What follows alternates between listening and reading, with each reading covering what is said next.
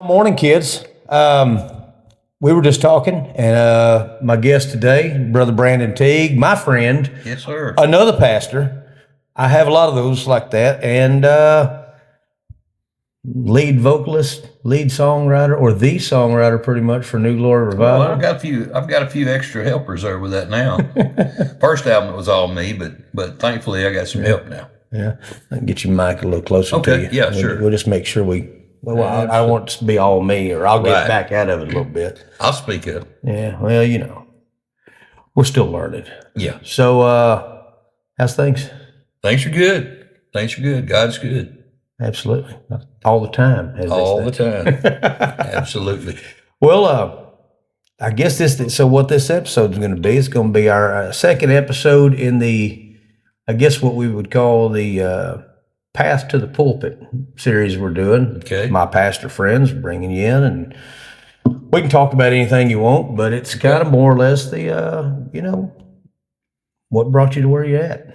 That path. And I know some of the story, but we won't tell the whole story. How far back you want me to go? We can go back as far as you want, brother. We don't have a time limit. And my purpose in this, for you folks watching, is, it's kind of a lesson in, it doesn't matter what your road is, where you've been. Mm-hmm. The Lord is going to use you. Right. And what's the other thing I've read many times, said the Lord doesn't use the equipped, he equips. Well, he doesn't call the fit. He doesn't call the fit. He fits the call. Yep. Yeah, that's that same thing, only difference. What I was trying to say. Same difference. Yeah, same thing, only different. Same thing, only different. Yeah. Miss you, Paula. Yeah, but he doesn't ask for your ability. He asks for your availability. That's it right there. Because he'll make you equipped. Yeah. I'm starting to learn that. Right. That's one thing that I find a lot of people. You're right. Yeah. When you come in this thing, you didn't realize everything was included in the package. No, I just all of a sudden we're playing. Those are Jesus songs. You can tell that story if you want to. That may be that may be a story for another time. But yeah. Well, just to start somewhere, I was born in Magnolia, Arkansas.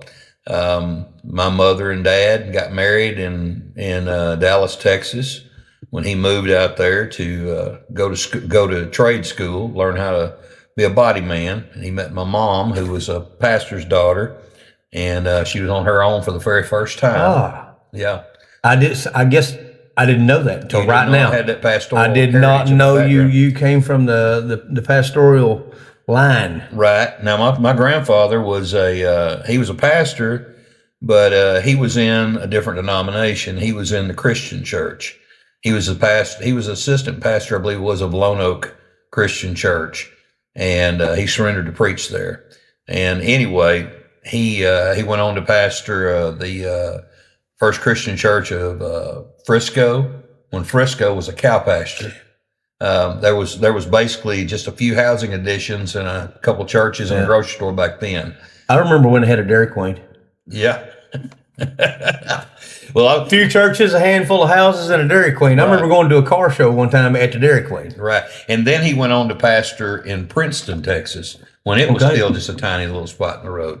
So, but he was, in his heart, he was a Baptist.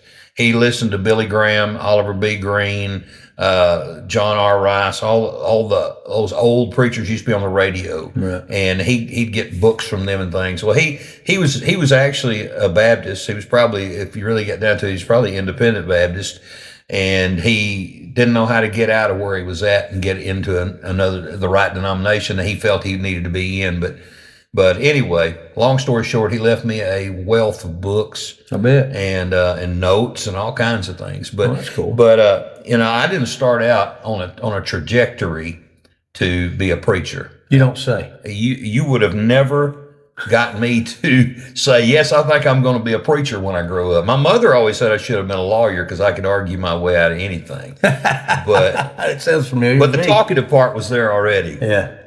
And no, I had kind of a rough and rocky start. I ended up going. I went from a public school, and then my mother in the fourth grade thought I was not learning anything there, so she put me in a Christian school. So I got put in with all the little Jesse Jameses that wound up couldn't fit in public school, so they put them in Christian school. Right. And I ended up, I filtered down into the group of kids that were a little on the edge and a little rebellious, and we'd sit on the playground and talk about, doing anarchist activities and things of that nature, and everything you shouldn't talk about. And Right. and That's at your Christian school. yeah, the Christian school, yeah. And see, and in my 16th year, which was my 10th grade, well, no, actually, it was, I guess, the end of my 9th grade, going into my 10th grade year there, I had begun, well, I should back up. When I was about 13, I started going out on the weekends, hanging out with friends, which my mother, if she really had thought long and hard about that, probably would have told me absolutely no. But we lived in little tiny small towns. Like, how much trouble can you possibly get into? Lots. Yeah. And I began running around with kids in the next town. I remember drinking my first beer without an adult around in the back of somebody's pickup truck. And, from there it led to other things. And so I had begun experiencing the world of drugs and alcohol at about 15 years of age, and ran away at 16. I ran away from home. I ran away from in Arkansas. I came out here. My dad lived here, and went to his house. So he wasn't home, and I got scared, and we left there. So I thought, he's going to get me. And then, so I wound up in Texarkana, of all places, and for about a week I was gone. And then at the end of that failed attempt to do something, and I didn't like my stepdad, so I was kind of rebelling against home and things of that nature. And I can relate. I wound up. My dad wound up saying, and my mother said to my dad, I can't control him anymore. You're going to have to take him. Well, had she known what that would have entailed, she probably would not have done that, because I was brought from a good Christian home where my mother raised me, although I was rebellious, and I was brought into a home where you pretty much did anything you wanted to do as long as you did what he told you. I mean, like drugs, alcohol. I mean, not drugs necessarily, but alcohol was fine because he drank.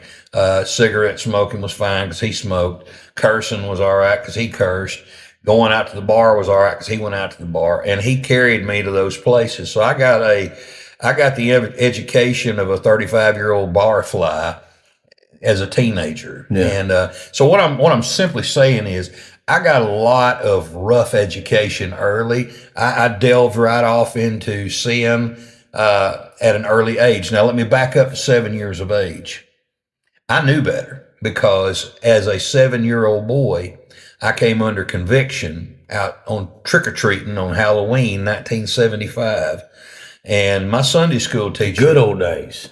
Yes, sir. When you could go trick-or-treating. Yeah. My Sunday school teacher, Miss Shirley Simpson, had been witnessing to us boys every Sunday. We'd finish the lesson, she'd give the gospel. And I'm standing there at a door, and I still remember it like it was yesterday. And we've knocked on the doors, me and about, I don't know, 5, 6, 7, 8 friends. And I started looking around at them. And of course, they've got on those little plastic masks with the rubber band costumes, and one of them's Frankenstein, one of them's a mummy, one of them's Dracula, one of them's a witch, one of them's a devil. And I'm just looking at these characters, and I'm thinking, this sounds a lot like what Miss Simpson's telling us about hell. Right. And I just started thinking about that. Why aren't we dressed up like characters that are going to be in hell? I don't understand. Well, the next night, November 1st, 1975, which would have been a Saturday night, I was brushing my teeth. My mom's waiting in the bedroom to tuck me in, and I got under conviction. That's all I can tell you. I started thinking about all the things I had done wrong, and I was brushing my teeth, and I could just hear fire, like a big fire in the fireplace and logs popping. I could hear the crackling of hell in my mind, and I knew that I was headed for that place, and it scared me to my core. And I walked in the bedroom, and I said, Mama, if I died tonight, would I go to hell? And I mean, that's a pretty blunt question to come out of a 7-year-old's mouth. But she looked at me and she said, do you know that you're a sinner? She didn't say, "Oh, baby, no, you're a little Right. boy." She said, "Do you know you're a sinner?" I said, "Yes, ma'am." She said, "Well, then you would." And my heart sank to my feet. Right. And I said, "Well, Mama, I don't want to go to hell. Would you please tell me how to go to heaven?" And she said, "Get up here on the bed." And she went through the gospel very simply again. And she said, "Do you understand that?" And I said, "Yes, ma'am." I said, "I want to be saved." She said, "Well, you'll have to ask Jesus to save you." And I said, "Well, I don't know what to say." She said, "Well, I can't do it for you. You'll have to ask him yourself." So I worded it the best I knew how, and I asked Christ to save me, and I got saved that night. The very next day was church, and when they gave the invitation, I didn't wait. He was yonder. I didn't wait for 2 or 3 notes on the piano. I came out the pew and went down front. And you was down there at just as. yeah, they went through the first. They hadn't exhaled their first breath singing before I was at the altar, and I told Brother Hollis Purtle that I had gotten saved the night before and that I wanted to be baptized. Amen. And he said he sat me down on the pew, and they finished the invitation. He said, "Mr. Brandon comes this morning saying he's trusted Christ as Savior." He said, "We're going to wait a little while and make sure that he knows what he's doing and everything, and we'll readdress this later in the future." Well, I was not satisfied with that at all. That is, I mean, I saw him deal with other people, right. And I thought, well, I'm supposed to be getting baptized, and something ain't right here. Yeah. So they dismissed church, walked outside. Everybody's just having conversations, shaking hands, standing on the front porch of the church, talking like it was just normal. And I walked up to my papa, who was a deacon, and I said, "Papa, I want to get baptized." He said, "Well, tell Brother Purtle." So I walked over and I grabbed the bottom of his coat and I went, boom, boom, boom. I pulled out hard on it. And he looked down at me and I said, "Brother Purtle, I got saved. I want to get baptized." And he looked at my papa. He said, "Well, Edward, run the water. We'll do it tonight." So I got baptized that night. But again, it just goes to show. I mean, I started off right. But it just goes to show you put enough of the wrong people in somebody's life, you can derail a young believer's growth. And mine was completely derailed.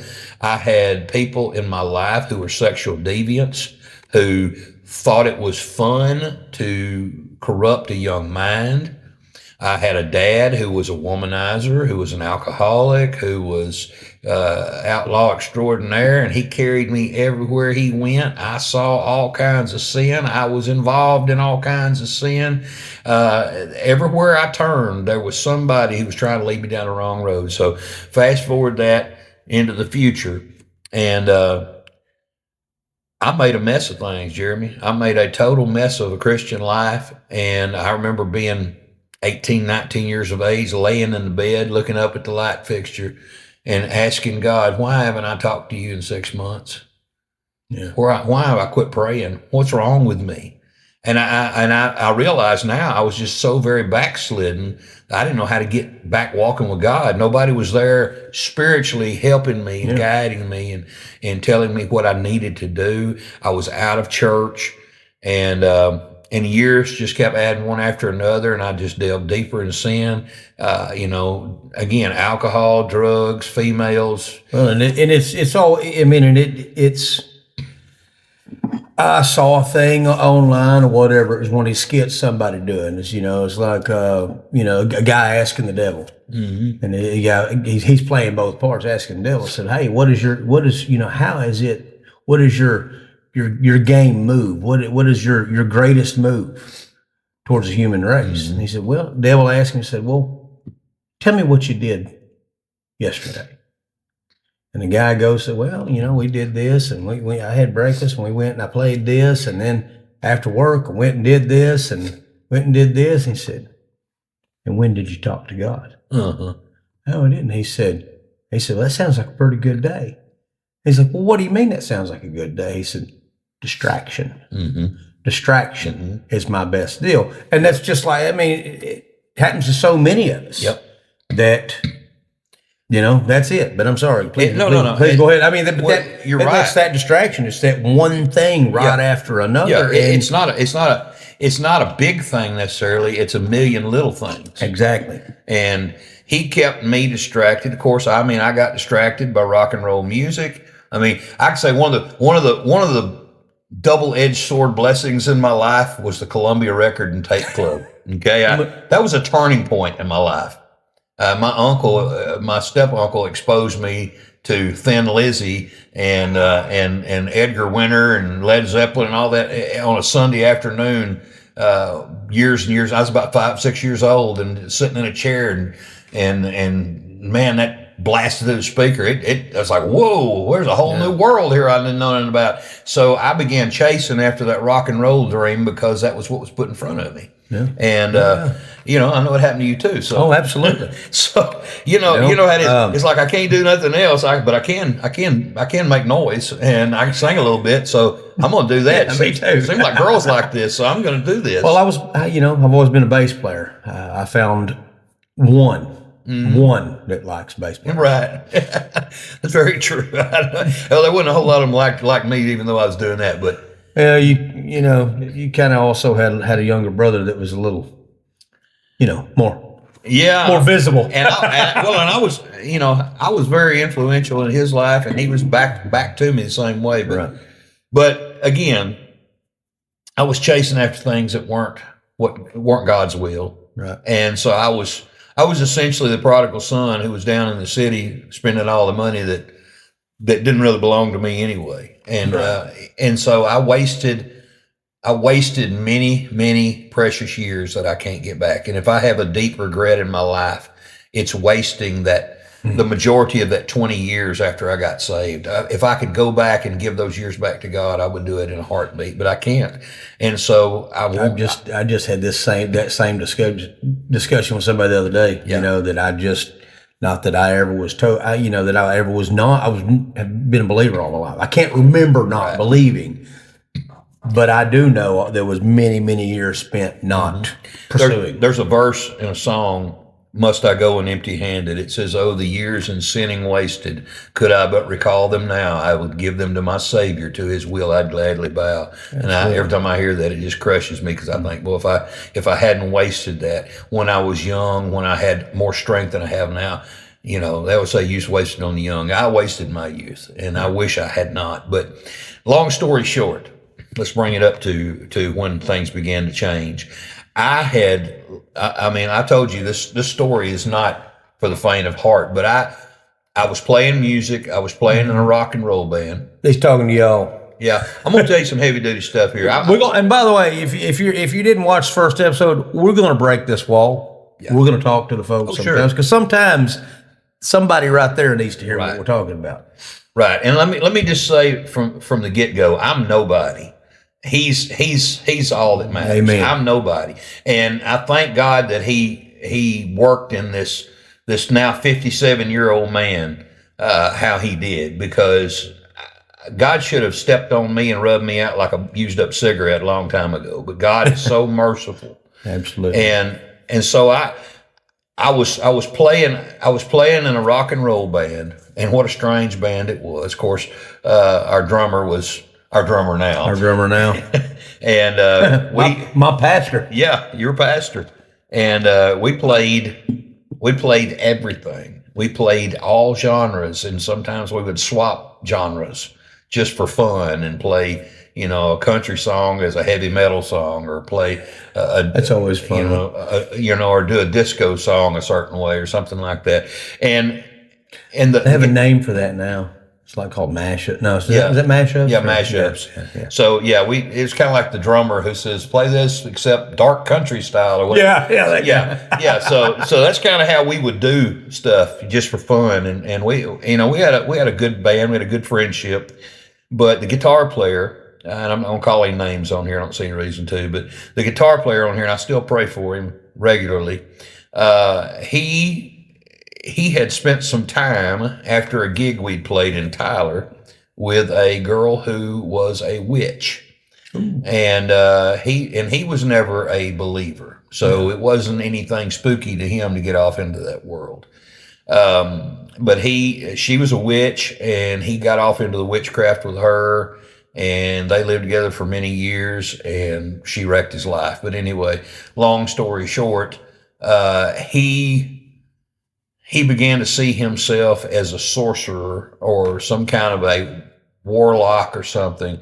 And he came up with these ideas. He was going to write books about reinventing God and different things of that nature. He now calls himself an atheist, but long story short, and again, this is I don't recommend you do any of these things, but I'm not saying this to glorify what I did. I'm ashamed of what I did. But during this time, and we're talking about circa 1994, 95. I'm 27 years of age, stupid as I can be. Had a Halloween party. Halloween has not been a good thing in my life, and I don't recommend it. Seems like a pattern there. It is. At a Halloween party, I dropped LSD for the first time, and that led to a long string of bad things happening. And this guitar player, he brought this Indian sorcery stuff. And I say Indian, Native American sorcery, Mexican Indian sorcery into my life through these books that he would hand me. And I didn't know they were Indian sorcery. I had no idea what it was. And it was just these books that were stories. And I began reading these books he would leave at my apartment. And as I'm reading these books, it's drawing me in. It's these stories are drawing you in because it's interesting.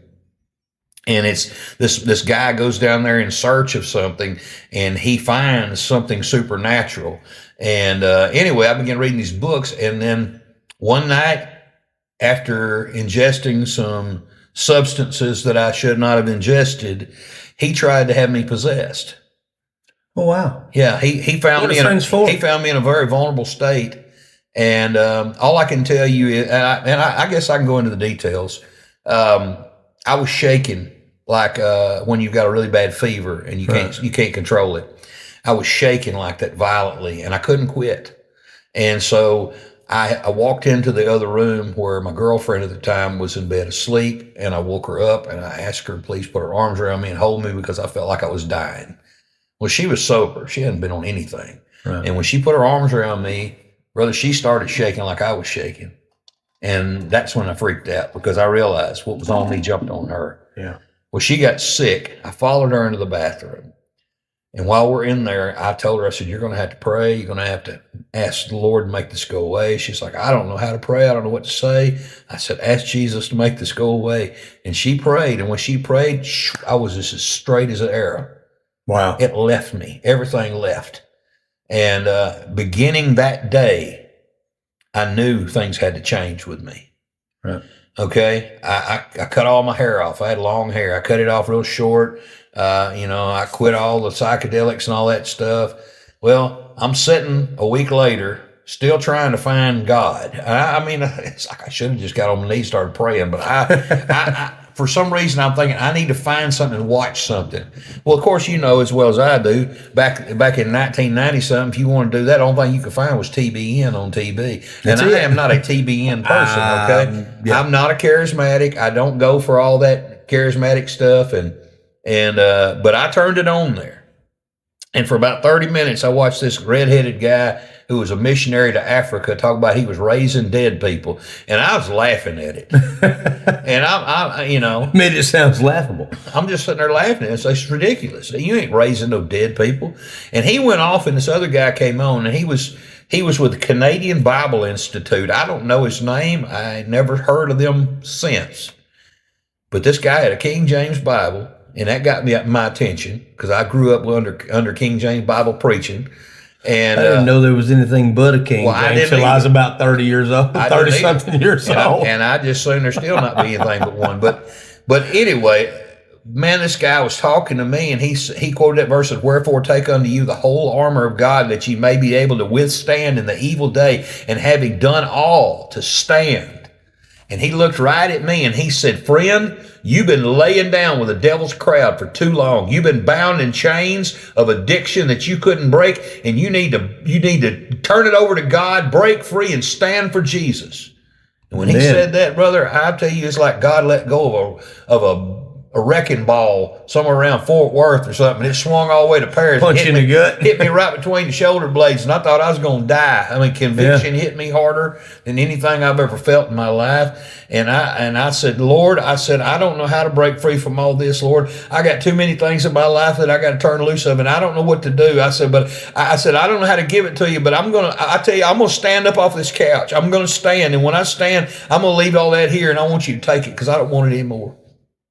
And I stood up, and when I can only describe it like this. You've seen when an NFL team wins the Super Bowl and they sneak up behind the coach with the Gatorade jug and they dump it over his head. Yeah. That's the only thing I can tell you I felt. It felt like cold water. It washed me clean. I felt like it just washed over me, and I knew right then and there I was delivered. The next day I sat down and lit up a cigarette just to see if it even was appealing, and it wasn't. I didn't want it anymore. Done. Done. I mean, I'd smoke 2.5 packs a day forever, and I was done. Well, so set out to live for God. 3 months later, driving around the loop. Me and my brother, me and Lanny, we'd been roofing a house. And it started raining. So I left, and I'd come down 195. It was out on All Red Road, out by the golf course. Yeah. And I got up there to the loop, turned. I was coming around the loop. I was coming around past Marabou Shopping Center, and just as I was going past Marabou, it was as clear as a bell. I heard it in my head. You're supposed to preach. And I've heard people say, oh, I fought the call to preach, and I fought it and fought it and fought it. Brother, as soon as I heard it, I said, well, praise God. That's why I ain't never been a success at nothing else. Hallelujah. That's why I never done nothing else no good. You know what I mean? It's like every time I tried to do something, it wouldn't work out. Right. And I knew it as soon as I realized that, God was calling me to preach. And I drove straight to Spring Lake. I've heard of that. That's the first I've heard of that. I've heard of that spot. Heard of that church. Yeah, that's the first place I went was Spring Lake Baptist Church, and the reason being that's where we was going at the time. Yeah. And Lane Park was my pastor, and he was in his office. I went in there. I said, Brother Lane, I need to talk to you. He said, what's going on? I said, God wants me to preach. He, whoa, son, tap the brakes, tap the brakes. He thought I was just excited because I'm serving God. Right. You'll be all. You'll get over it. It's just fervor. You'll be all right. And I said, no, just like with Brother Pirtle. No, I know. God called me. Right. It's like I know I got saved. And he said, well, I tell you what, we'll set up on Sunday nights. You pick some men out that you'd like to have come in there and pray. And we'll pray together and we'll talk about this. We'll meet for several Sunday nights and just see how things progress. Well, we met for one Sunday night. And after that, on a Wednesday night, I stood up in the prayer meeting and I said, I just want y'all to pray for me that God will lead me to the right place because I know he's called me to preach.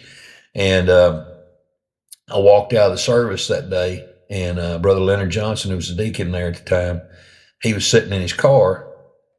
And he said, come here, I want you to sit down. So I walked over and sat down in his car. He said, I've been helping over at Lane's Chapel over on the other side of Clarksville. He said, their pastor, he's got cancer. He just took that church. He's only been there a year, and he's got terminal cancer. So they're trying to figure out what they're going to do about a pastor. And I had been over there a couple of times, led singing, because he would do the preaching, filling in, and he just wanted me to go with it. Well, the Sunday before that, he told me, he said, I know you've been talking about God calling you to preach. He said, get you a message together and you come preach this Sunday. So I preached my first sermon over there. Now, get this. I preached a message on, the title of it was Knowing Your Enemy, Resisting the Devil. And I preached for an hour and a half. Woo. First time I ever preached. Preached for an hour and a half, solid. Yeah.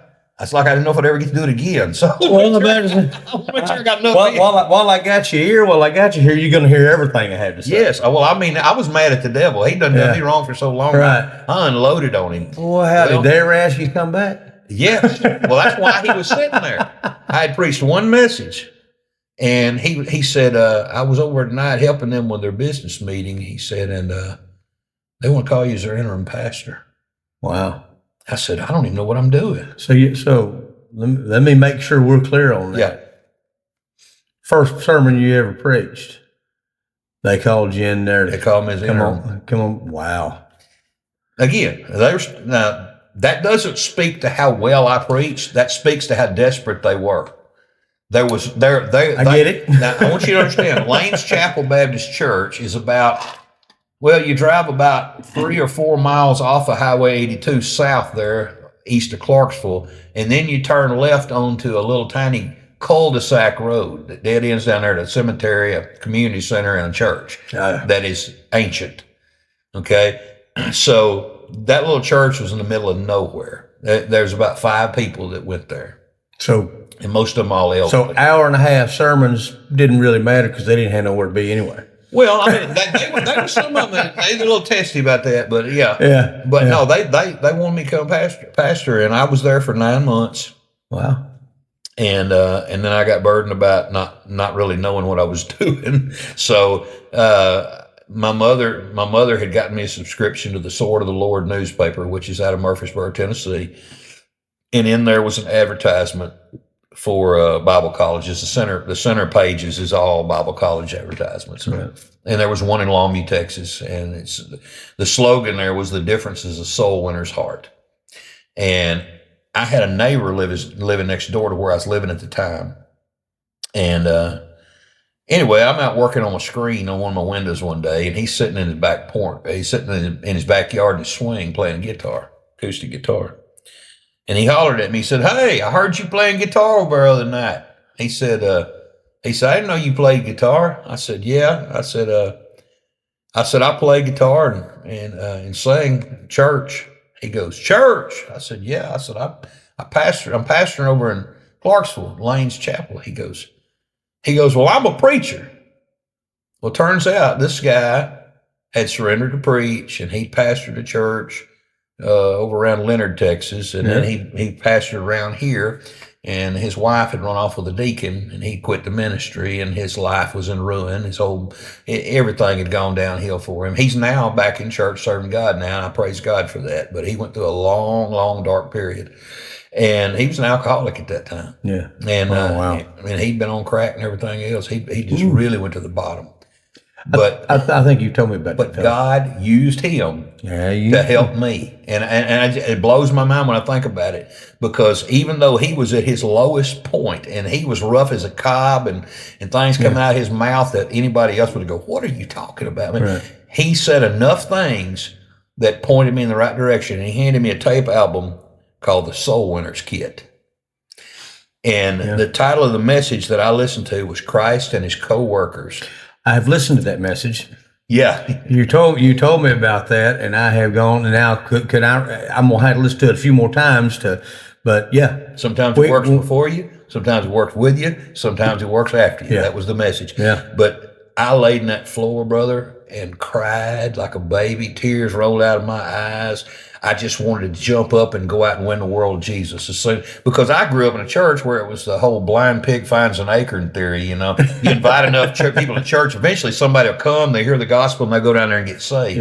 But that's not how God designed it. God designed it for us to go out into all the world and to win them and bring them back into the church. Right. Because the church is not the saving place. It's a hospital for Christians. When we go out in this world and we get beat up, come in and get repaired. So I had this backwards notion because I grew up in a community where everybody knew everybody. So it's kind of weird going and knocking on doors and talking to people about Jesus because you see them every day. Yeah. So I actually heard a quote, and I really wish I could remember exactly where I heard it, because I thought it was pretty powerful. Mm-hmm. And it was a preacher quoting another preacher, like they do. Mm-hmm. And it was, the quote was, "If you're not winning souls, you're backsliding." Yeah. And I was like, oh, wow. It plums. I was driving down the road, because that's when I listen to sermons and stuff. I'm driving down the road, I hear that. And it set me back in my seat. And I was like, because it was last week. I was getting ready for my lesson last week. And I was like, well, I really didn't realize I was backsliding. Well, I'll go you one further than that. And I heard this from John R. Rice many years ago. He said, if you have had a better prayer life in your life than you do right now, you're a backslider. If you have enjoyed your Bible reading more in your life than you do right now, you're a backslider. I mean, he goes through all this list of things, and it's like, wow. Yeah. That's conviction right there. Well, and the other one, then, and Kaylee threw this out at me one day and kind of floored me. And it was, if you only had what you thank the Lord for. Yeah.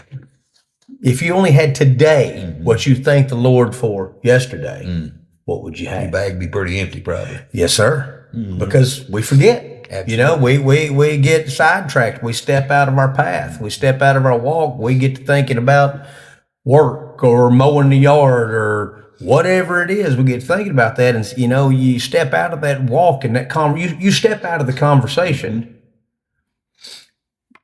Absolutely. It's detrimental. So I got fired up about winning souls to Christ. And I'm at that little church over in Clarksville. I don't know anything about what I'm doing. And so somebody over there suggested we do a spiritual survey that they had done in the past, which is just about 10 questions about where do you go to church? What do you think about this? Do you believe the Bible's the Word of God? On and on and on. And the last question is this. In your opinion, what must somebody do in order to go to heaven when they die? And that was the introduction to giving them the gospel. Right. We started doing that in Clarksville. I got them out on Thursday nights. We'd go walk neighborhoods, knock doors, and I saw a few people saved. Not many, but a few. Right. And so that got me excited. So that's when I found out about this college down there, which is training people to win souls. So I went down and visited. I liked what I saw. So we moved down there and stayed. We moved in April. I enrolled, started in the fall. I made it all the way through 1 year. And my dad got sick with cancer. Yeah. And it was pretty obvious he wasn't going to make it. Well, he died June 7th, which had an anniversary of his death. He'd been dead 26 years. Wow. No. Longer than that, 28. Died in 1998. So when my dad passed away, I just felt like I couldn't stay put. I needed to go. And I had been told by the president of the college, pastor of the church, rather, both the same guy. He'd said it in the pulpit a million times. If you leave here, it was basically like my daddy. Boy, you don't listen to me, you don't amount to nothing the rest of your life. And my dad was that kind of disciplinarian. Well, that's the kind of preacher that guy was. And so I was like, man, I don't like the way you're talking to me, man. God's in control of this, not you. And I was working in a aluminum die cast mill, running this great big machine. I'm spraying these dies down with a spray before I load molten aluminum and shoot it in there to make Robert Shaw valves for water heaters. A little square thing with a red button on a gas motor. Yeah. I'd make those square things. I'd make about 700 a night. And I'm in there yelling at God.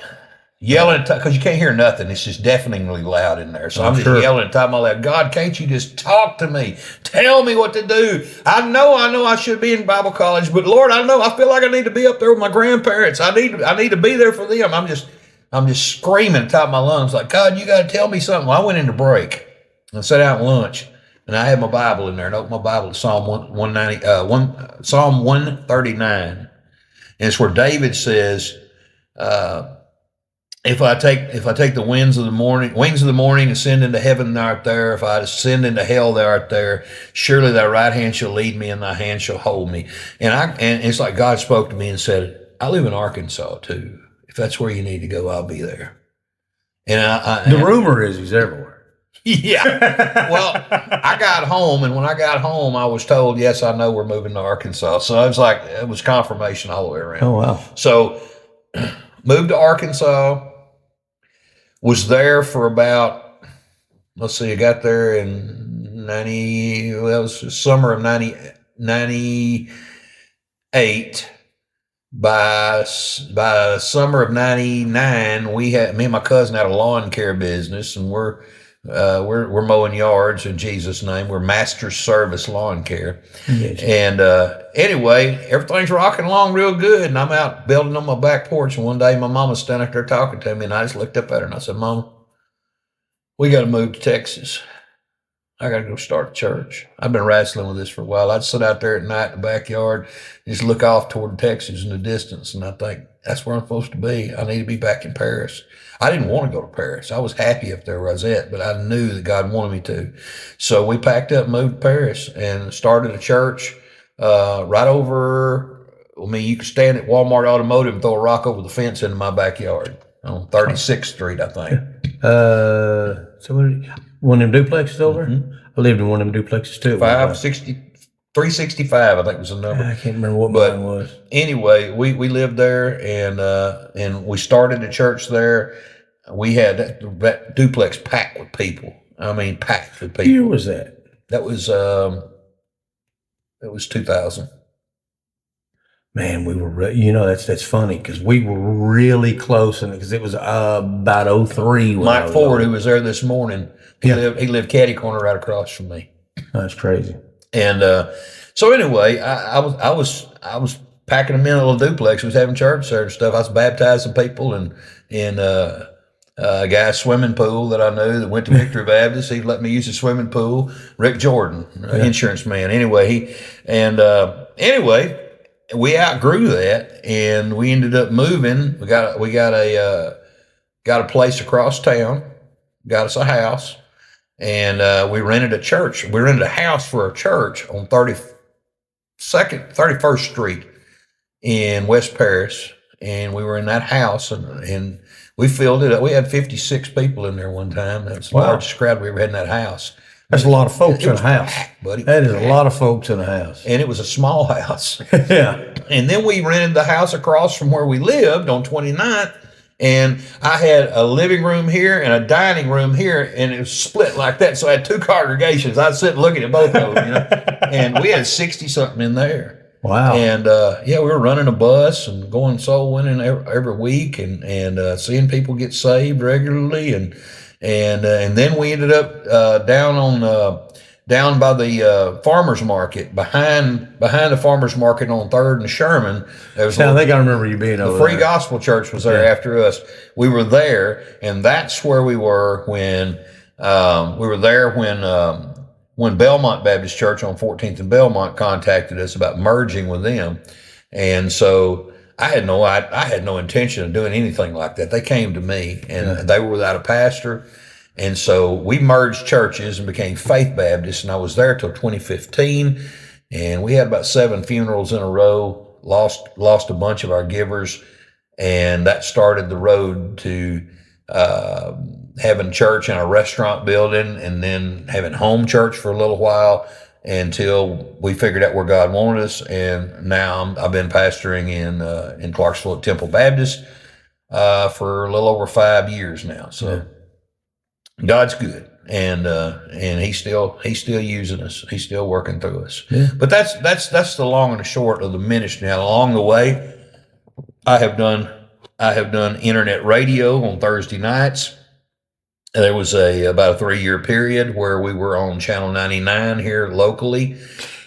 And I don't know how I ever missed any of that. And maybe it was probably in a time that I wasn't right here. We had 21 hours of programming on Channel 99 every week. Wow. We ran all different kinds of shows. I had preaching from the past, called it Voice of the Giants, great preachers of the past. We had our Sunday morning broadcast. I did a show called Iron Sharpeneth Iron, which is kind of funny. Kind of funny. You were our speaker at Iron this week. So. Right. And so Iron Sharpeneth Iron, that was in the verse there, Iron Sharpeneth Iron, even so a man sharpeneth the countenance of his friend, your text verse, that was the verse that I preached at my dad's funeral, because, like I said, he was the kind of guy that you either want to kiss him or hit him in the mouth. There wasn't no middle ground. So he made an impression on you one way or the other. He's like a sharpening stone. Of course, your dad being a radio and stuff like that. And so that's how I first ever knew your dad, then knew you and Lanny. Mm-hmm. It was to the radio stuff, to the KOYN things. Oh, yeah. And the Blackland Boys. Yeah. And all them songs, all them rodeo songs in the morning and stuff.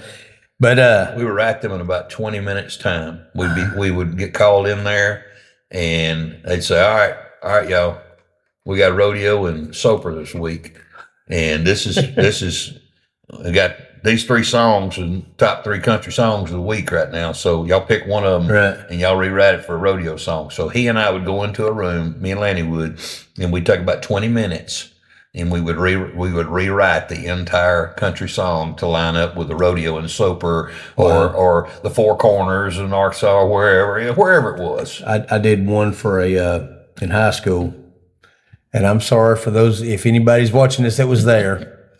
I did one. I rewrote Garth Brooks' Rodeo. Yeah. And called it Buffaloes because I went to Hugo High School. And it was the black and gold, the big and the bold, the roar of the Friday crowd. Okay.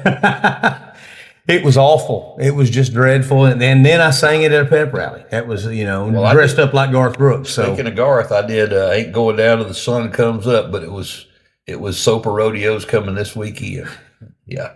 Well, y'all probably did that because I had already done the Buffaloes thing. Y'all probably heard about it. That may have been. You never know. Speaking of you mentioned and thank you for the story, by the way, for the path. Oh yeah. I love hearing this. This is actually, this whole thing may end up turning into that whole deal because it's just intriguing to hear that, because I know everybody has a different path, but oddly enough, a lot of these paths are kind of similar in a way. But you're talking about the program of the classic sermons and stuff. You have a top three, or just we don't have to go with the sermon itself. We can go with the pastors because I know. I listen to a lot. I listen to a lot of sermons, and plus, I'm looking at a book here written by one of them. So, I can tell you my favorite people to read and listen to. Number one, probably A.W. Tozier, and A.W. Tozier is not a Baptist. He was Missionary Alliance. I have recently come up on a couple of his on YouTube that I've started into and never really hadn't got to dig in yet. A.W. Tozier will skin you alive, and he'll do it with a smile on his face. He will just flat make you want to crawl under something because you're like, I am dirt. Oh God, I am worthless. Oh, I have totally ruined my walk. Just reading this man talking about the faith that we ought to have. It is so humiliating to see where you're at. Of course, Spurgeon as well. I'm a very big Spurgeon fan. That's Spurgeon. Right. That's Spurgeon. It's my Spurgeon stack right here. You got to think to read Spurgeon, though. You do. That's why I like him. I have and I got turned on to. I'd never heard of Charles Spurgeon until I started hanging out with this wild bunch I hang out with now, and then I dove in, man. And if you haven't, I found a Spotify channel somebody's got that they started last year. Whoever you are, it's like classic sermons. Whoever you are, thank you, because they first went through. And every week or every day, it's starting, I think last November is when that channel was made. It's just nothing but Spurgeon. Right. Somebody reading Spurgeon, because that's and then after that, after that, they started in Billy Graham. And that's another one I'll listen. I listen to a lot of, but it's like the Spurgeon stuff. What amazes me, and you're right, you do have to think. I can't read one. I have to go back and read. I never get it all. Yeah. Or I listen to more of them in the truck. But like with the Spurgeon stuff, it's with his sermons, it amazes me. You're listening to a man who is preaching to tens of thousands of people. He's preaching to 10,000 people in an era that they had no PA system. During the Civil War. Yes. He's preaching to all these people. You take a sermon from, I think I did one I was reading one the other day that was from 1857 or something like that. And I got it. It very much applied to right now, which kind of tells you something, if for the person that's not in their book every day, that doesn't study their scripture. It's always applicable. When you can go read a man preaching on something, on anything in the 1800s and realize, hey, well, that still makes sense. You mean this book from 2,000 years ago actually applies today? I'll tell you a funny Spurgeon story. Spurgeon smoked cigars. He was a very avid cigar smoker. Yes, sir. He loved smoking cigars. He'd tell people at the end of Sunday night church, he said, good evening, y'all go home. I'm going to go home, smoke a cigar to the glory of God. Well, he thought there was nothing wrong with it. He smoked cigars, no problem. You can smoke that with a clear conscience. Ain't nothing wrong with it. And until he walked by a cigar shop one day in London and he saw a sign in the window that says, "Smoke the brand that Spurgeon smokes." God smote his heart. He had to lay them down. And I heard a Spurgeon quote talking about smoking cigars, and I can't remember. There was another pastor, another preacher that come to his house and then was chastising him about smoking, and apparently this man was a very portly gentleman. Mm-hmm. And he's just getting on him and telling him, you oughtn't be promoting the smoking of that cigar. And he said, well, apparently you've ignored glutton. Yeah. Or something, and however he would have said it at that time.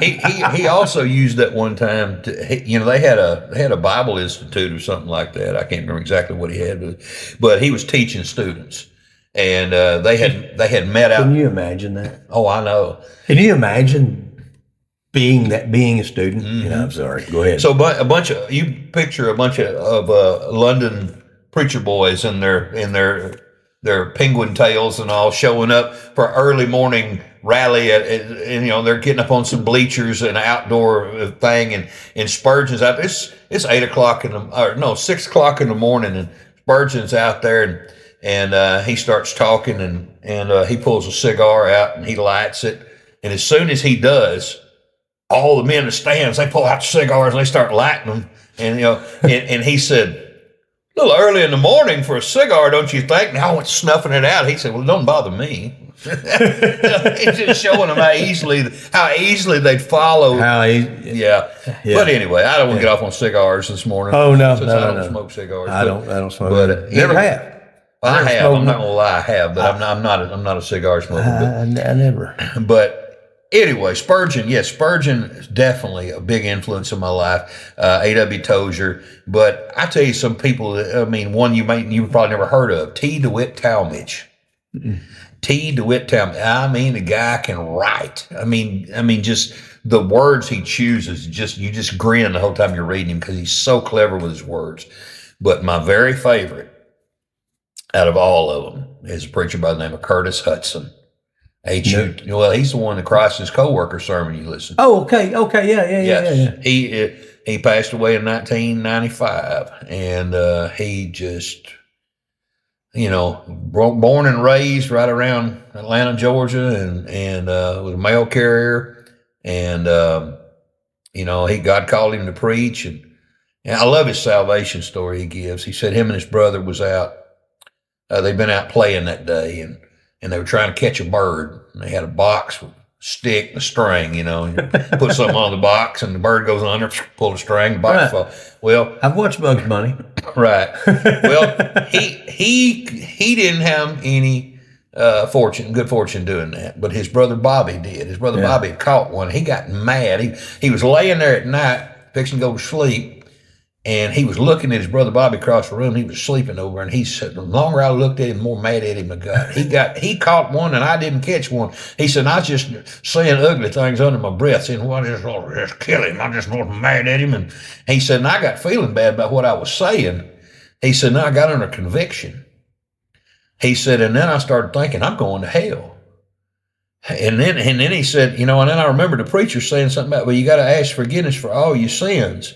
He says, so there I was in the middle of the night laying there trying to remember all the things I'd ever done. And then I panicked because I realized I couldn't remember everything I'd ever done. He said, so finally I just said, Jesus, he said, I can't remember all the sins I've ever committed. So you're going to have to remember them for me. And if you don't and I go to hell, it'll be all your fault. He said, that's the moment I got saved. I put the weight of my sins on Jesus. Yeah. If I go to hell, Jesus, it'll be all your fault because I can't remember them all. Wow. You're going to have to remember them for me. And that was his salvation testimony. But for some reason, God used that man, and he used, like I said, he used that fallen preacher to bring him into my life. And that was the voice I needed to hear at that time. He spoke to me like a kinfolk. And he held my hand for years, even though he was in heaven. And I copied his sermons and preached them till I was writing sermons of my own that were worth preaching. And I started out. That's what I did. I just listened. I'd hear a good sermon, I'd outline it, and I'd preach it. Yeah. I mean, again, because I didn't have no schooling, I had nothing. All I had was a calling. So I had, that fake it till you make it. I just had to preach somebody else's. I mean, that ain't unheard of. Ira Sankey was one of the powerful evangelists of the early 20th century, and Billy Sunday, who was even bigger name than. No, it wasn't Billy Sunday. It was another preacher who had been in evangelism, and he went back into the ministry, and he gave Ira Sankey his tent and 7 sermons, and told him to get after it. No, I got the story backwards. That was Billy Sunday. That's what happened with him. Yeah. He handed him 7 sermons, and he went on to have a career like over 1 million people come to Christ. Wow. But anyway, I didn't know what I was doing, so I just like I said, I copied other people's sermons. I copied an Oliver B. Green sermon one time called "The Greatest Sermon Ever Preached" about Christ. He said, "When you lift me up, I'll draw all men. When I be lifted up, I'll draw all men unto me." And he said, "The greatest sermon ever preached was preached by God the Father. The pulpit was Calvary, and his points were the earthquake that rent the veil of the temple, and the going out of the universe lights, and thirdly, the dead coming out of the graves, proved that he was the Christ." Right. And I got through preaching that message. I preached it at Spring Lake. I'd been preaching about maybe 3 or 4 months, and anyway, swung you for the fences on that. Well, I mean, I had copied that sermon now because I'd heard it, and I was like, "Wow, that's so good." Yeah. And I had that in my back pocket. Well, when they asked me to come over and preach Spring Lake, fill in for Lane Park, I preached that message. There was an elder saint in there. He probably in the 70s and 80s. He walked up to me after it was over with, and he said, "Where'd you go to seminary at, boy?" I said, I just started preaching about 2 or 3 months ago. He goes, "My goodness, boy, how'd you learn to preach like that?" I said, I wasn't trying to fool nobody, but I mean, but I thought that was hilarious because he thought I'd been in it for a long time. But no, I just had a good message there. Yeah. I just want to say, Brother Mike, I know you sent me a sermon this week. I will not be preaching your sermon anytime in the future. Anyway, I had Mike send me I want to see how kind of his format, right? How he does it and everything, and I learned a lot. I haven't actually seen. I had Holly printed out for me. I was kind of reading it in my email, and I kept just scrolling through my email, like, man, he writes an awful lot. I don't know if I knew all that. And I seem to remember watching somebody get their sermon ready while I was playing bass the other day. Yeah. Well, Brandon, I really appreciate you being on the deal. Yes, sir. We are going to do this again. So absolutely. You said we're going to do one on maybe the music. We're going to do one on. We'll probably go.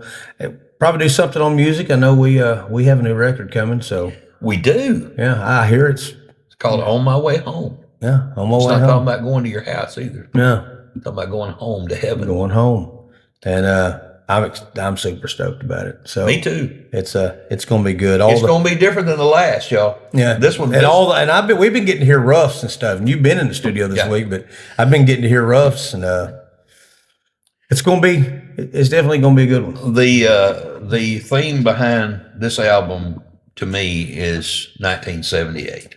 Somewhere around that year. It feels era. It. Yeah. It feels I wanted to make an album that feels like I was, I was only 5 in 78, but yeah. it was a good time for music. And with our stuff, and I know you want to wrap this up, but our stuff, it's the message. It's about the music too, but it's really about the message. Absolutely. I was telling somebody this morning, songs that I write, they're sermons boiled down into a song. It's basically what they are. Yeah. We're just singing about the Word of God is what it is, and we're giving you things that'll help you. I've heard a lot of good songs, but can't say they've all helped me. You know what I mean? No, some of them probably hurt me. Yeah. I find sometimes if you need a good cry, that's good to ride down the road and listen to certain songs. Man, I tell you what, and I'm not going. We'll go crazy on that. This will be a story for something for the next one. But a good steel player in the right key, Yeah. just take me and wring me out, Oh, yeah. empty me out. Absolutely. So, well, kids, so thanks for tuning in, and we'll see you next time. Peace. God bless.